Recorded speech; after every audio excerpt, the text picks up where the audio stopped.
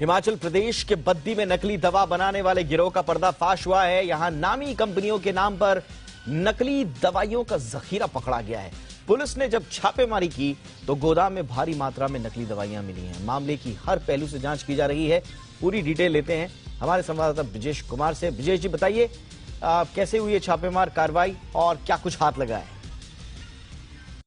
हिमाचल के बद्दी में बड़े पैमाने पर नकली दवाएं पकड़ी गई हैं और ये दवाएं राज्य सरकार के ड्रग कंट्रोलर की कार्रवाई में पकड़ी गई हैं। और ये दवाएं बड़ी बड़ी दवा कंपनियां जैसे सिप्ला है या इप्का लैब्स है, इसके अलावा यूएसबी लिमिटेड की ये दवाएं हैं।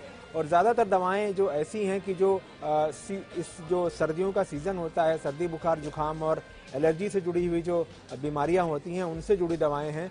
और ये दवाएं जो है पकड़ी गई हैं। और हैरानी की बात यह है कि ये दवाओं की इतनी अच्छे तरीके से पूरी पैकेजिंग की गई थी कि किसी को देखकर अंदाजा न लग पाए कि ये दवाएं नकली हैं।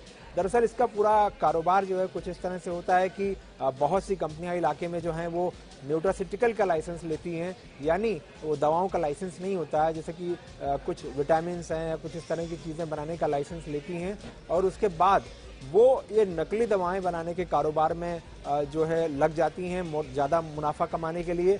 और अगर रॉ मटेरियल देखा जाए तो लगभग किसी के लिए देखकर अंदाजा लगाना मुश्किल होता है कि आखिर ये दवाओं का रॉ मटेरियल है या न्यूट्रासिटिकल का रॉ मटेरियल है। तो इस तरह से पूरी पैकेजिंग होती है। यहाँ तक कि सितंबर में भी जब पकड़ा गया था, ग्लेनमार्क की कुछ दवाएं पकड़ी गई थी, नकली बनाई जा रही थी ग्लेनमार्क के ब्रांड की दवाएं। तो वहां पर यह देखा गया था कि जो QR कोड भी बाकायदा लगाया गया था जो असली दवाओं की तरह था। तो ये एक तरह से कहें तो बड़ा खतरा जो है बनकर उभर रहा है। समस्या सबसे बड़ी यह है कि जो चाहे कोई भी राज्य हो, वहाँ पर जो ड्रग इंस्पेक्टर्स की संख्या है वो कम है, टेस्टिंग लैब्स की संख्या है वो कम है और प्लस जो लोगों में जागरूकता है वो भी उतनी ज़्यादा नहीं है, जिसकी वजह से ये जो नकली दवाएं चलाने के कारोबार करने वाले लोग हैं ये बड़े पैमाने पर अपना कारोबार फैलाते जा रहे हैं। अब देखा जाए अगर कार्रवाई कितनी हो सकती है तो जो ड्रग्स एंड कॉस्मेटिक्स एक्ट का सेक्शन 17B है, जिसके तहत कम से कम 7 साल और अधिकतम जो है उम्र कैद की सजा जो है हो सकती है। लेकिन अक्सर ये होता है कि कानूनी लड़ाई लंबी चलती है और इस तरह के मामलों में जो सजा होती है गुनहगारों को वो दिलवा पाना बड़ा कठिन हो जाता है।